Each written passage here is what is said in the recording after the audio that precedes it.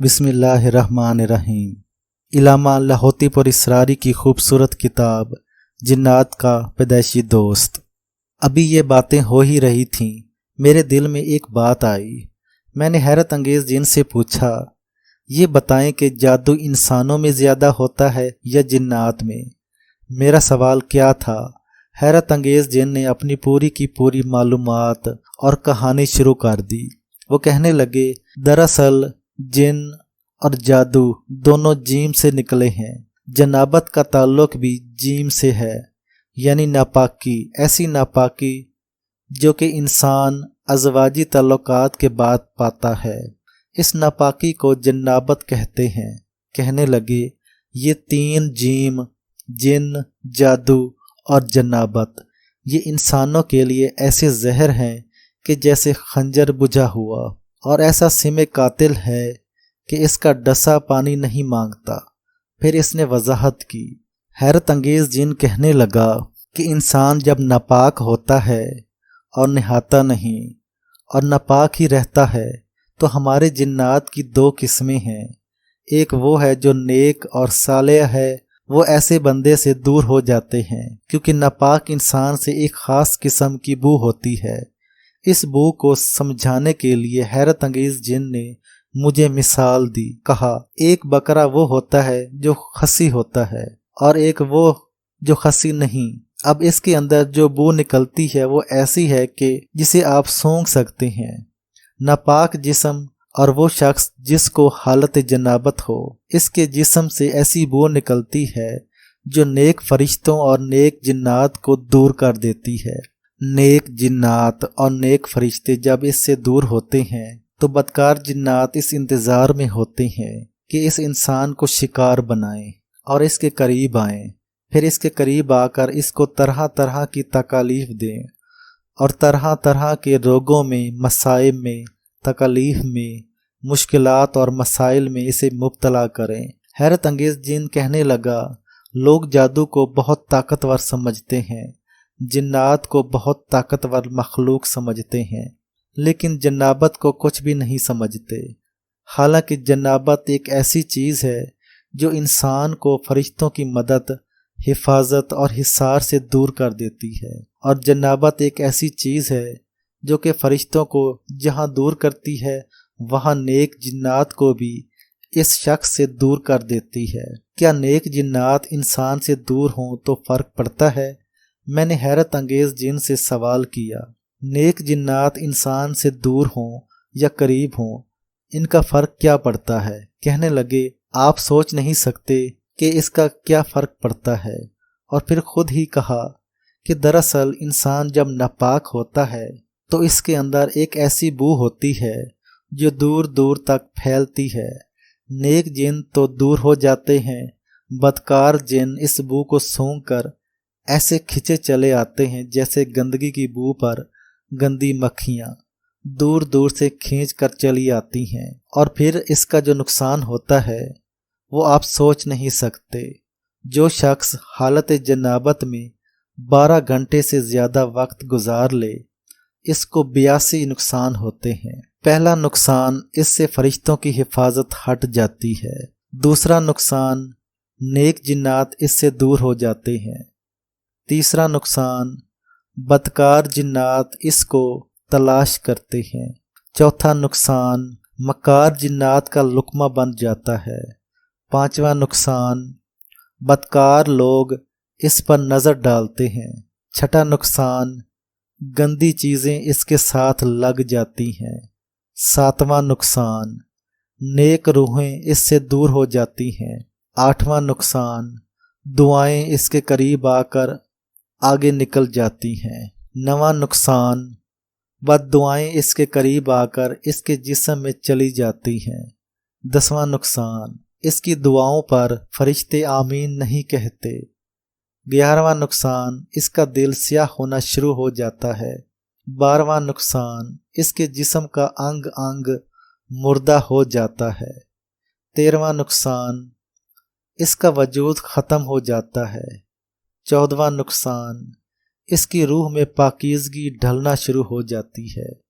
15واں نقصان، اس کے احساسات ماند پڑ جاتے ہیں۔ 16واں نقصان وہ بیماریوں کی طرف بڑھتا ہے۔ 17واں نقصان اس سے نماز کی توفیق چھنتی ہے۔ 18واں نقصان اسے روزہ بھاری معلوم ہوتا ہے۔ 19واں نقصان صدقہ دینا ختم ہو جاتا ہے۔ 20واں نقصان خیر کے کام کی طرف اٹھنے والے قدم رک جاتے ہیں۔ 21واں نقصان وہ مایوس رہتا ہے۔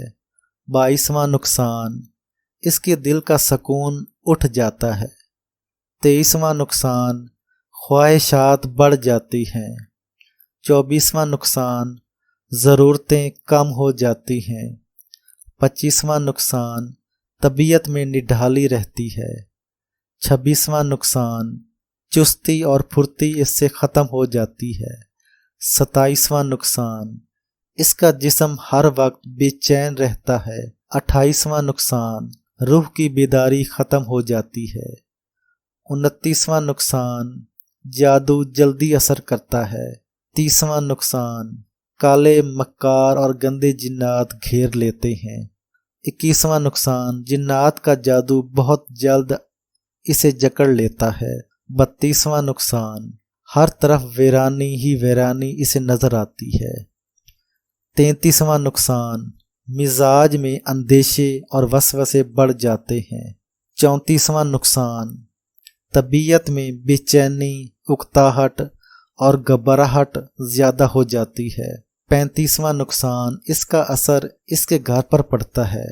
36واں نقصان اس ناپاکی کا اثر اس کی نسلوں پر پڑتا ہے۔ 37واں نقصان اس ناپاکی کا اثر اس کے رزق پر پڑتا ہے۔ 38واں نقصان اس ناپاکی کا اثر اتنا منحوس ہوتا ہے کہ خزانے ختم ہو جاتے ہیں۔ 39واں نقصان اس ناپاکی سے طبیعت مردہ ہو جاتی ہے۔ 40واں نقصان انسانوں کی نظر بہت جلد لگتی ہے۔ 41واں نقصان جنات کی نظر کے تیر اس کو چیر دیتے ہیں۔ 42واں نقصان جتنی دیر سو لے پرسکون نہیں اٹھتا۔ 43واں نقصان انجانا خوف اس کو جکڑے رکھتا ہے۔ 40واں نقصان بات کی تاثیر ختم ہو جاتی ہے۔ 45واں نقصان گفتگو کا جذبہ اس سے چھن جاتا ہے۔ 46واں نقصان طبیعت میں غصہ بڑھ جاتا ہے۔ 47واں نقصان حلیمی اور کریمی اس سے دور ہو جاتی ہے۔ 48واں نقصان ہر وقت گہری سوچوں میں رہتا ہے۔ 49واں نقصان فیصلوں کی استقامت ختم ہو جاتی ہے۔ 50واں نقصان اس کی نسلوں میں برکت چھن جاتی ہے۔ 51واں نقصان اس کی نسلوں سے خیریں دور ہو جاتی ہیں۔ 52واں نقصان اس کے گھر میں بیماریاں تکالیف بڑھ جاتی ہیں۔ 53واں نقصان میاں بیوی میں محبت کم ہو جاتی ہے۔ 54واں نقصان میاں بیوی کے درمیان اعتراض کی راہیں نکلتی ہیں۔ 55واں نقصان سوچتا کیا ہے کرتا کیا ہے۔ 56واں نقصان مقدر نصیب اس سے دور ہو جاتا ہے۔ 57واں نقصان اس کا جسم ہر وقت تنہائی اور اندھیرا ڈھونڈتا ہے۔ 58واں نقصان وہ بزدل ہو جاتا ہے۔ 59واں نقصان وہ بظاہر صلح جو لیکن اندر سے کینہ پرور بن جاتا ہے۔ 60واں نقصان اس کے حالات گردش میں آ جاتے ہیں۔ 61واں نقصان جو مقدر کا دھنی تھا اس کا وہ تاج چھن جاتا ہے۔ 62واں نقصان صحت کمزور رہنے لگتی ہے۔ 63واں نقصان اولاد میں نافرمانی کے عناصر بڑھنے لگتے ہیں۔ 64واں نقصان پڑوسیوں کی نظر میں برا ہو جاتا ہے۔ 65واں نقصان معاشرے میں گرا گرا رہتا ہے، اچھی نظر سے نہیں دیکھا جاتا۔ 66واں نقصان نیک اولیاء ساحلین کی دعاؤں سے محروم ہو جاتا ہے۔ 67واں نقصان فرشتوں کی حفاظت کی نظر اس سے ہٹ جاتی ہے۔ 68واں نقصان اس بدبو سے نورانی مخلوق اس کے گھر سے چلی جاتی ہے۔ 69واں نقصان اس بدبو سے نورانی مخلوق اس کے کاروبار کی حفاظت کرنا چھوڑ دیتی ہے۔ 17واں نقصان، اگر یہی شخص کھیتوں میں رہے تو کھیت ویران ہو جاتے ہیں۔ 71واں نقصان، خودکشی کے رجحانات بڑھ جاتے ہیں۔ 72واں نقصان، ایک تکلیف ختم نہیں ہوتی دوسری شروع ہو جاتی ہے۔ 73واں نقصان، ایک مشکل سے نکلتا دوسری میں اٹک جاتا ہے۔ 74واں نقصان، ہر وقت بے چینی، بے قراری اور الجھنیں اس کو گھیر لیتی ہیں۔ 75واں نقصان، اچھی عادات آہستہ آہستہ چھننا شروع ہو جاتی ہیں۔ 77واں نقصان، طبیعت میں برا پن بڑھ جاتا ہے۔ 78واں نقصان، سر درد رہنے لگتا ہے۔ 79واں نقصان، جسم جکڑا ہوا رہنے لگے گا۔ 80واں نقصان، جو بھی کام کرے گا اس سے برکت ہٹ جائے گی۔ 81واں نقصان، وہ شخص اللہ کی نظر سے دور ہو جاتا ہے۔ 82واں نقصان، آسمان سے جب رحمت اترتی ہے سب پر پڑتی ہے، اس کی بدبو اتنی تیز ہوتی ہے کہ رحمت اس سے دور ہو جاتی ہے۔ کیا جنات بھی جادو کرتے ہیں؟ میں یہ تمام باتیں حیرت انگیز جن سے سن رہا تھا، اور میرا سوال وہی تھا کہ جنات بھی جادو کرتے ہیں اور جنات بھی جادوگر ہوتے ہیں؟ کیا جنات کے جادو کا زندگی پر، خود جنات پر اثر پڑتا ہے یا انسانوں پر بھی پڑتا ہے؟ میں نے اپنا سوال ایک بار پھر دہرایا۔ میرے سوال پر کہنے لگے، ہاں جنات جادو کرتے ہیں، اور جنات کا جادو بہت طاقتور اور ظالم ہوتا ہے۔ اس کا ایک واقعہ سنایا۔ حیرت انگیز جن کہنے لگا، میرا ایک ماموں بہت بڑا جادوگر تھا، وہ شاید اس بوڑھے مکار جادوگر سے بھی زیادہ طاقتور جادوگر تھا۔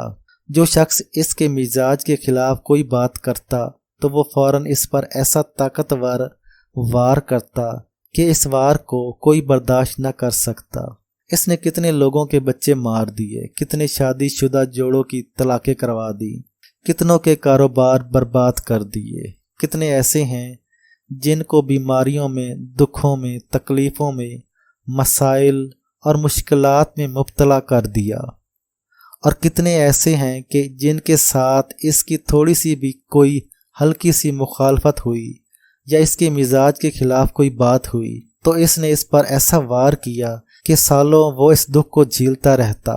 مثلا میں ایک مثال بتاتا ہوں۔ ہماری سکی خالہ کی ایک بیٹی، اس کے 3 بچے ہیں۔ ایک بار وہ ان کے گھر آیا، کہنے لگا مجھے فلاں فلاں چیز کھلاؤ۔ وہ غریب لوگ، انہوں نے جو کچھ پکا تھا وہ سب کچھ اس کے سامنے رکھ دیا، لیکن اسے وہ پکا ہوا اچھا نہ لگا۔ کہنے لگا میں نے تمہیں کہا ہے فلاں چیز کھلاؤ۔ انہوں نے ڈرتے ڈرتے ادب کے ساتھ کہا کہ جناب ہم وہ چیز اس لیے نہیں دے سکتے کہ ہمارے گھر میں پہننا تو دور کی بات، کھانے پینے کے بھی پیسے نہیں۔ غصے سے کہنے لگا جہاں سے مرضی لاؤ مگر لے آؤ۔ وہ پاؤں پڑ گئے۔ انہیں پتہ تھا کہ اگر اس کو ہم نے ناراض کیا تو یہ ایسا طاقتور کالا جادو کرے گا جس کی وجہ سے ہمیں سالوں مصائب، تکالیف اور پریشانیوں سے نپٹنا اور نکلنا پڑے گا۔ اس نے ان کی ایک بھی نہ سنی اور ان کو اصرار کرتا رہا کہ نہیں، ہر شکل میں مجھے چاہیے اور وہی چاہیے جو میں کہہ رہا ہوں۔ وہ منت کرتے رہے، یہ اصرار کرتا رہا، لیکن آخر کار وہ غصے کے عالم میں وہاں سے چلا گیا اور اس نے جا کر نامعلوم کیسا سخت جادو کیا اور کیا کچھ کیا کہ ان کے گھر کے جانور مرنا شروع ہو گئے۔ وہ گائے یا بھینس کا دودھ دوہتے تو اس سے دودھ کی بجائے خون نکلتا تھا۔ ان کی گائے اور بھینسیں گوبر کی بجائے خون اگلتی۔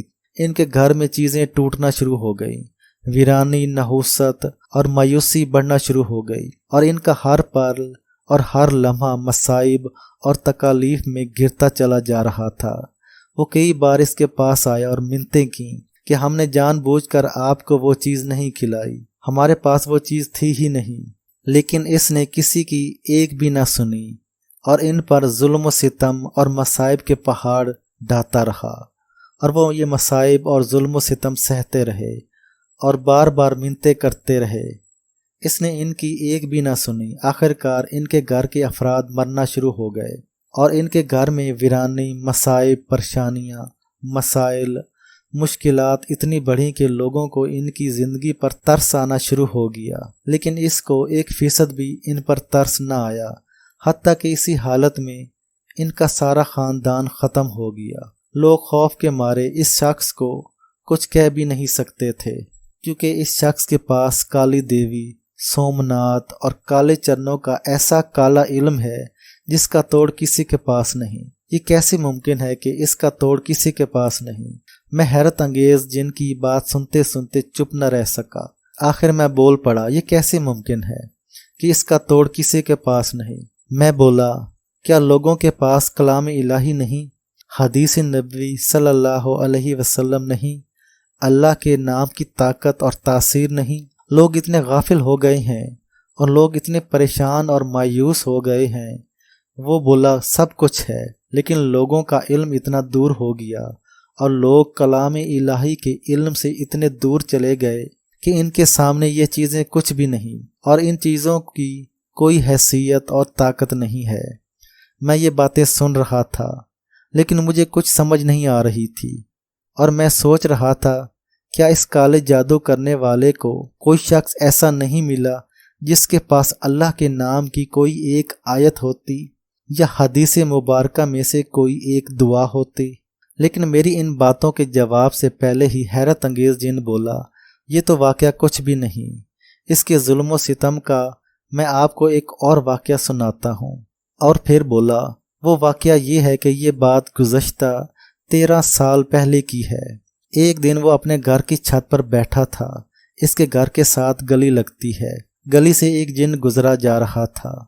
وہ جن خوف کے مارے اپنا منہ چھپائے تیز تیز قدم اٹھائے جا رہا تھا کہ کسی طرح اس کو پتہ نہ چلے کہ میں گزر رہا ہوں، کہیں ایسا نہ ہو مجھے کسی مصیبت، پریشانی اور تکلیف میں مبتلا کر دے۔ اس نے اوپر سے آواز لگائی، ارے اندھے، تمہیں میں نظر نہیں آتا؟ تو نے مجھے عزت کے بول نہیں بولے، یعنی دوسرے لفظوں میں مجھے سلام نہیں کیا۔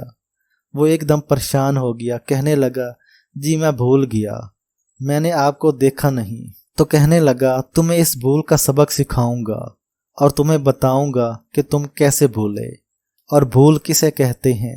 اب یہ شخص چلا گیا۔ اس نے وہیں اشارہ کیا، ایک چھوٹا سا بونا جو انسان کی بڑی انگلی کے برابر تھا۔ اس کا سارا جسم ایسے تھا کہ جیسے انسان، یعنی آدمی، جن نہیں۔ وہ ایک دم حاضر ہوا اور حاضر ہو کر اس نے آداب عرض کیا، جاؤ اس کو آداب سکھاؤ۔ یہ جادوگر جن اس سے کہنے لگا، تمہیں یہ پتہ ہے کہ ابھی میرے سامنے سے ایک شخص گزرا ہے جو کہ نہایت بے ادب اور گستاخ تھا، اور اس نے مجھے کوئی آداب پیش نہیں کیے۔ جاؤ اس کو میری طرف سے آداب سکھاؤ۔ اس نے سر جھکایا اور کہنے لگا، جو حکم میرے آقا، اور پھر وہ گولی کی طرح ایک دم اڑا اور غائب ہو گیا۔ ان کے گھر کے اندر گندم پڑی تھی جو کہ ان کے سال کا غلہ تھا اور سال کا خرچہ تھا۔ وہ بونا اس گندم کے اندر گھس گیا اور اپنی شکل آگ کے انگارے کی طرح بنا لی، اور انگارے کی طرح سلگ کر اس گندم کو سلگا کر وہ باہر نکل آیا۔ تھوڑی ہی دیر میں ساری گندم کو آگ لگ گئی، سب کچھ جل کر راکھ ہو گیا۔ جادوگر دور بیٹھا یہ سارا منظر اپنی جادوئی آنکھوں سے دیکھ رہا تھا۔ جس وقت گندم کو آگ لگی، گھر میں کوہرام مچ گیا۔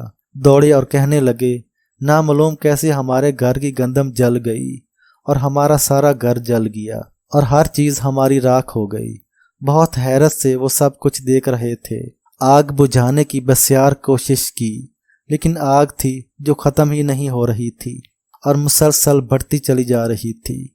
آخرکار ان کی ساری گندم ایک پل میں ختم ہو گئی، اور ان کا سارا سال کا جو بھی راشن تھا وہ سارا جل کر راکھ بن گیا۔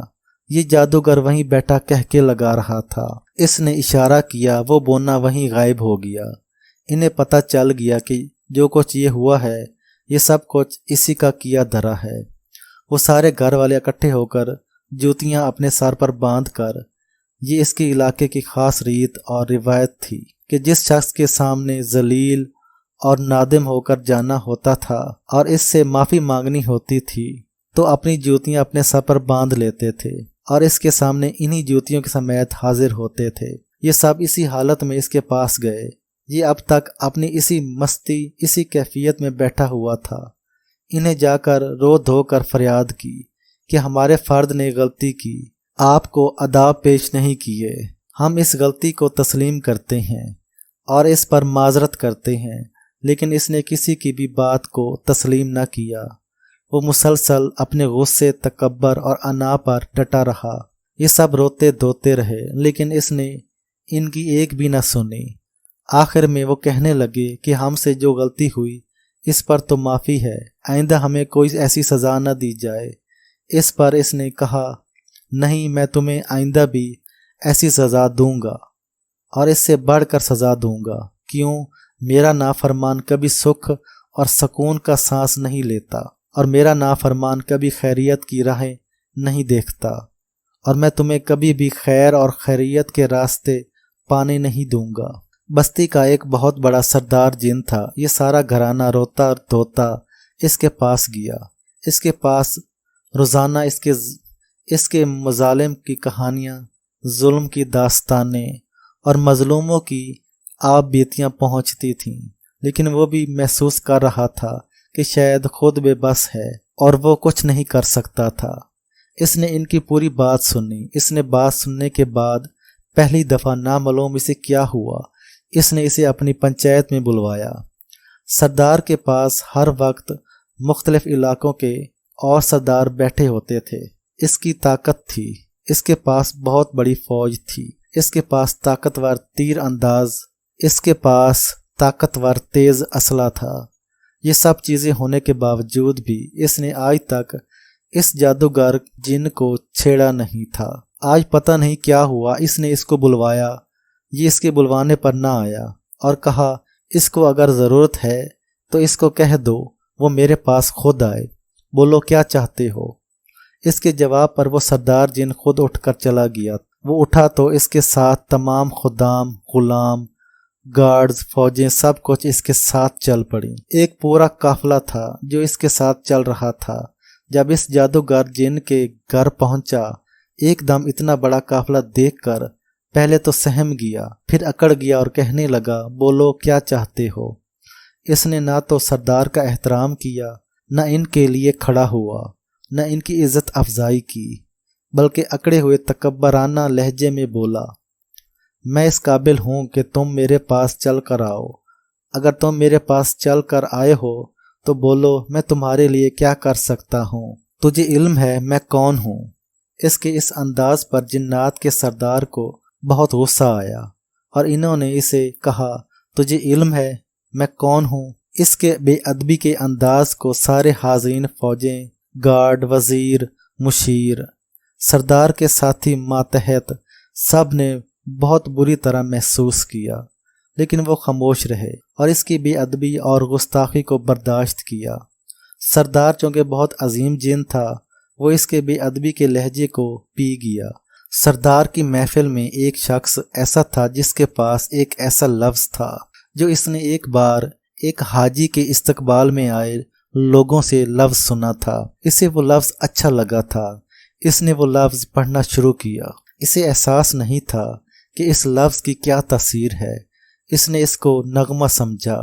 तरन्नम के साथ इसी अंदाज से वो इसको पढ़ता गया। पढ़ते पढ़ते इस पर इसकी तासीरात और फ़ायदे खुलना शुरू हो गए और ऐसे फ़ायदे खुले कि वो खुद हैरान हो गया। वो जिस काम के लिए इसे पढ़ता था वो काम हो जाता था। वो अपने सरदार का वफादार था। इससे सरदार की ये बेइज्जती और बेहुरमती बर्दाश्त न हुई। इधर सरदार का हुक्म था कि इस पर कोई तलवार नहीं चलानी, कोई सख्ती नहीं करनी। इसे नामालूम क्या सूझी, इसने वही खड़े खड़े चुपके से वो लफ्ज़ पढ़ना शुरू कर दिया और वो लफ्ज़ पढ़ते पढ़ते एक पल में इसने महसूस किया इसकी गर्दन का अकड़ाव ढीला पड़ गया, इसके हाथों की कशिश कमज़ोर पड़ गई, इसका लहजा तब्दील हो गया।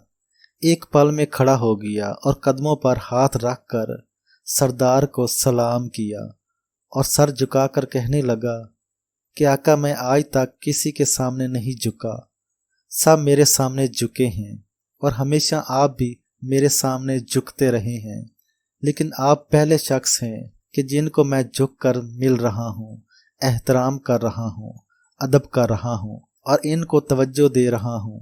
آپ کے سارے وفاداروں کی محفل میں کوئی ایسا وفادار شخص ہے جس کے پاس کوئی ایسا روحانی اور نورانی علم ہے جس نے میرے کالے علم کو ختم کر دیا۔ میں اپنی بے بسی کا مکمل اعتراف کر رہا ہوں، لیکن آپ سے منت کرتا ہوں کہ آپ حکم دیں کہ آپ کے ان جانثاروں میں سے جس جانثار نے وہ لفظ اور اسم پڑھا ہے، اس علم اور لفظ کو مجھے بتا دے۔ میں اس کو اپنا گرو اور استاد مانتا ہوں۔ اگر نہیں بتاتا تو میں اس شخص کو صرف دیکھنا چاہوں گا، اور آج کے بعد میں اس کو اپنا گرو اور استاد ماننا چاہوں گا جس نے میرے اتنے بڑے علم کو توڑ دیا اور اتنی بڑی طاقت اور غرور کو خاک میں ملا دیا۔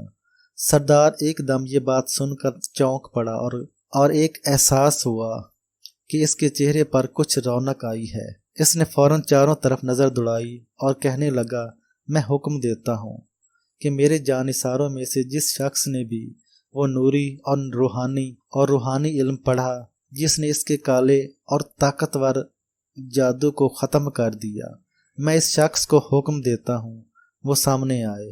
اس کا حکم دیتے ہی ایک پل میں ایک معمولی درجے کا شخص سامنے آیا، جو کہ نہ جرنیل تھا، نہ کوئی وزیر مشیر تھا، نہ بادشاہ کا مصائب، نہ کوئی عہدیدار تھا۔ وہ اس سردار کا ایک وہ خدمت گزار تھا جو سواریوں کے گوبر کو اٹھا کرتا تھا۔ وہ شخص تو بہت چھوٹا تھا، لیکن اس کے پاس روحانی نورانی علم بہت بڑا تھا۔ وہ بولا کہ آقا، آپ کی بے ادبی اور بے اکرامی مجھ سے برداشت نہ ہوئی۔ میں نے آج تک آپ کے سامنے اس لفظ کا اظہار نہیں کیا۔ کچھ حجاج تھے جو آئے، ان کا استقبال کرنے والے نیک صالحین یہ لفظ ترنم سے پڑھ رہے تھے۔ مجھے ان کا ترنم اور ان کا لفظ کا انداز بہت اچھا لگا، تو میں نے بھی یہ لفظ پڑھنا شروع کر دیا، اور جب بھی میں نے یہ لفظ پڑھا اور جہاں بھی جس مقصد کے لیے بھی پڑھا، مجھے اس لفظ کی بہت زیادہ تاثیر ملی اور حیرت انگیز طاقت ملی، اور میں اس لفظ کو ہر لحظہ کبھی نہیں بھولتا۔ آج میرے جی میں آیا کہ میں کیوں نہ اس لفظ کو پڑھوں اور اس لفظ کی طاقت اور تاثیر کو پرکھوں۔ اب یہ صرف معمولی جن ہے، لہٰذا میں نے اس لفظ کو پڑھا اور اس کی طاقت اور تاثیر کو پرکھا۔ میرا تیر 100% نشانے پر لگا۔ اس کے اندر کی جان نکل گئی اور اس کا اندر بالکل ختم ہو گیا، اور اس کے تمام کالے علوم، کالی چیزیں ایک دم سب کو چھن گیا، اور اس کا جسم کھوکھلا ہو گیا، اس کی طاقتیں بکھر گئیں، اور کالا علم اپنی پوری طاقت کے ساتھ اس کے تن سے جدا ہو گیا۔ اب یہ عالم محض معمولی سا جن ہے۔ اب یہ جادوگر نہیں، بلکہ اب یہ اس قابل ہے، آپ اسے جو سزا دینا چاہیں دے دیں۔ بادشاہ نے حکم دیا کہ اس کو گرفتار کر لیں۔ اس کو گرفتار کر لیا گیا۔ بادشاہ نے عمومی اعلان کیا، یعنی اس سردار نے، کہ جس نے اس شخص کے ذریعے تکلیف اور نقصان اٹھایا وہ آئے، ہم اسے انصاف دلائیں گے۔ بس یہ اعلان کیا تھا، جنگل کی آگ کی طرح یہ اعلان پھیل گیا۔ لوگ جوک در جوک اعلان کی طرف آنے لگے، اور بادشاہ کا سارا میدان بھر گیا۔ ابھی تک لوگ آ رہے تھے۔ سردار حیران کہ اس شخص نے اتنے لوگوں کو تکلیف دی تھی اور پریشان کیا تھا، بار بار اپنے بارے میں کہہ رہا تھا کہ اے کاش میں اس شخص سے کیوں دور رہا، میں نے اس شخص کو سزا کیوں نہیں دی، میں نے اتنے ظلم اور زیادتی کیوں کی، اس لیے کہہ رہا تھا اور ندامت کی آنسو بہا رہا تھا۔ اور ایک مخلوق تھی، جنات کی جوک در جوک اس کے پاس آ رہی تھی۔ اچانک بیٹھے بٹھائے سردار نے حکم دیا، جاؤ جتنی بھی ارد گرد انسانوں کی بستیاں ہیں سب میں اعلان کرو کہ جس فرد کو کوئی تکلیف پہنچی ہو کسی بھی جن کے ذریعے، اور انہیں گمان احساس شک ہو کہ وہ فوراً شاہ جنات سردار کی خدمت میں آئیں، وہ ان کا بدلہ ان کو دلوائیں گے۔ اب انسانوں کا ایک ہجوم آنے لگا، وہ تو اس سے کہیں زیادہ سیلاب تھا۔ جب سارے اکٹھے ہو گئے، اس کو ایک طرف زنجیروں سے باندھ کر بٹھایا ہوا تھا، اس کا منہ کالا کیا ہوا تھا، اس کا جسم بے حس اور بے حرکت، اس کا منہ لٹکا ہوا۔ وہ بادشاہ کی سواریوں کی لید اکٹھی کرنے والا چھوٹا سا جن بادشاہ نے اسے فوراً اپنے دربار میں آتے ہی عزت دی اور ایک بہت بڑی وزارت اور منصب دے دیا۔ بادشاہ نے سب سے پہلے انسانوں میں سے ایک فرد کو بلایا، کہا کہ تم بتاؤ اس جن کے مظالم کیا تھے۔